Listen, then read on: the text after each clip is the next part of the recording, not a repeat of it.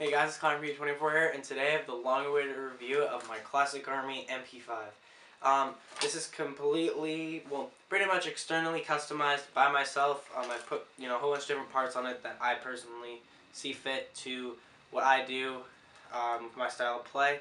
So it's a pretty sick gun. I enjoy using it a lot, and I'm glad I'm finally got around to do a video review on it. So let's get straight on into this video.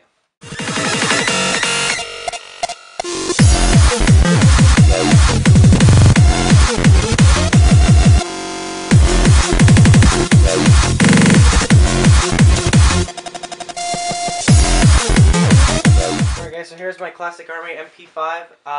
Like I said, I got this in the trade from one of my fellow airsofting friends for my D-Boys SPR.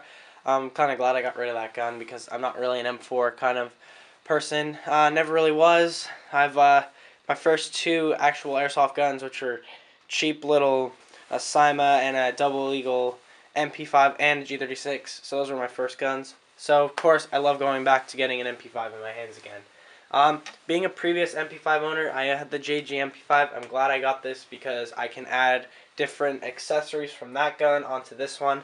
And I'll show you guys about those in a little while. But first off, this is a really nice gun made of full metal. Basically, what is metal? Well, pretty much almost the entire gun is metal. The lower receiver, the upper receiver, my rail system. This barrel part is metal, the front side is metal, the flash hider is metal, the claw mount is metal, the trigger is metal, the selector switch is metal. You guys are kind of getting the picture. But the stock is a polymer / plastic, nice and comfortable. As you can see, this is a rear wired weapon. That's why I have a full stock on the Mp5. This is an ICS full stock, which I got with this Mp5 in the trade for the SPR. And there was a collapsible stock, but it is kind of flimsy and it doesn't really secure on the gun very well. The full stock is a lot better, so I decided to switch that out and put that on. I think it looks better on it anyway. I do have a key ring, you guys can see, right on the stock. The reason why I have this is that I can use my single point sling on here. Just out of personal preference, because the sling point is pretty shallow, and it's a good idea if you have a shallow sling point like on an Mp5 stock to put a keychain on or something. The gun has 3 sling points. It has the rear sling point. There's another one right here, and there's one more at the very front by the front sight. So pretty nice. I like that it's got the 3 sling points. Available if you're, kind of want to put a 2-point sling on. That's actually what I'm getting to put on here, as another add-on sort of thing. Just some other things that I've added include the classic Army claw mount that was included with the gun. Just kind of a personal accessory sort of thing in case you want to put optics on here. Though optics are not necessary for every single airsoft gun, it's kind of down to what you want to run. I'm running a GMP aim point just out of personal choice. I have ran a 5.52 hollow on here, but the rail is kind of small, so probably the most comfortable setting I had the hollow at was at the very rear piece. That was the most comfortable for me with the best eye relief. I also have a rubberized front grip.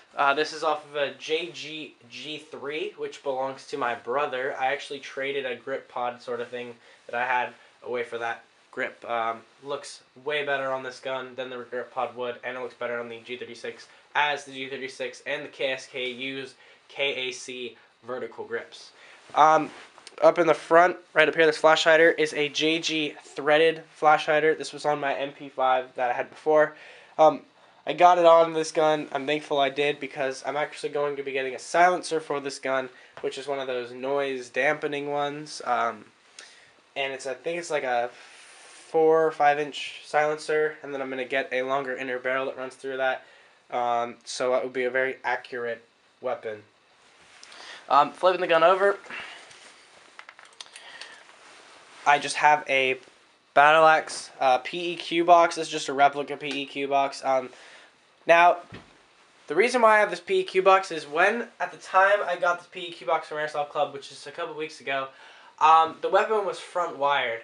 Now, since then, I have rewired the gun to the stock, just because I just wanted to, see what it's like with the full stock.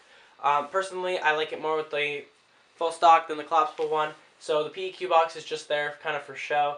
I think it looks pretty cool on there. I've got the little cover for the light off, just so it looks kind of neat. But just performance-wise, it's a really nice gun. I've ran this gun in about 3 or 4 skirmishes altogether. Before I had the LiPo batteries, I ran a 9.6 volt, just a nunchuck battery, and that worked awesome with the classic Army motor that's stock in there.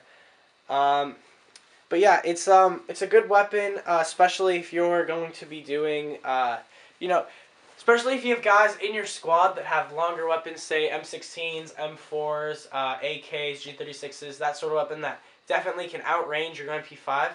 So they're basically placed up front. You're in the back, sort of laying low, waiting for, contacts to come in close to you, so you can buzz a couple rounds off pretty quickly at them.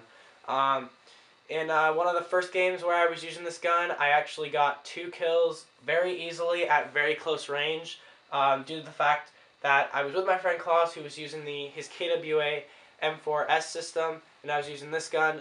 He was laying down suppressing fire, enemy went around one side, and both got them out. So it's good for if you're in field play. It's also a perfect weapon for CQB. It kind of all comes down to what you're going to use. There's a lot of different options you can use with upgrading an MP5. Since it is a version 2 gearbox, you can put different stocks on it. You can upgrade the internals completely. All kinds of stuff like that. Possible upgrades that might go into this gun include a tight bore barrel, like I said. I might change the motor around to a SHS or an Element high-speed motor. Might switch the gears around. We'll just have to see what happens. Currently in the gun, let me get my 2 batteries. I'm running most of the time I run this 9.9 volt, which is really nice and I really like it. And then I have 11.1 volt right here, but I don't primarily run this. I run the 9.9 volt a lot more. So if you guys watched the video review of those LiPo batteries, I did a firing test, show you how fast they shoot. So please check that out. I'll put an annotation on the screen and I'll put a link in the description of where you guys can see that. But yeah, FPS wise, it's about 350. Most recent chrono was about 350. So rate of fire with the 9.9 volt is I would say maybe 17, 18 rounds per second, and the 11.1 is at least 20 rounds per second. So it is nice and quick. Rate of fire isn't the biggest thing for me, and one of the things I'm actually looking to do with this is maybe change the full auto with the AEG Burst Wizard, maybe put it into a burst weapon, which would be kind of cool. So, just all kinds of mags work with this, high caps, mid caps. I personally run almost all mid cap magazines. I run almost all 90 round or 120 round mid cap magazines in this gun, and they work awesome. Just another thing about using magazines, just personal choice. The .25 BBs seem to work the best with this gun. .2s just tend to drop. The .25s continue to keep going straight, so .25s are probably the best ones to use with this gun. So I'm just going to go over a couple little quick things, just little things on the body, in case you guys want to know about those. And then we'll just give a conclusion on the rifle. Okay, as you guys can see right here, this is an officially licensed B&T airsoft gun. It's got a unique serial number and B&T trades right above it.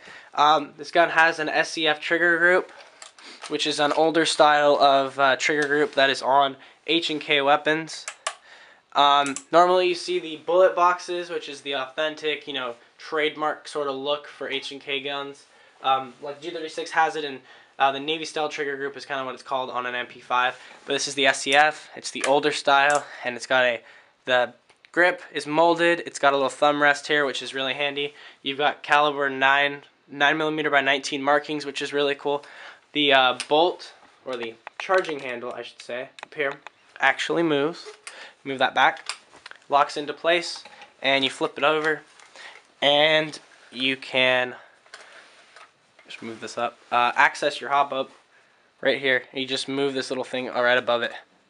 So, really nice. And that's just a couple quick little points on this gun. Now I'm going to move to my final conclusion on it. Alright guys, so I hope you guys enjoyed that kind of different sort of review of this classic Army Mp5. I personally love using it. It's a great gun.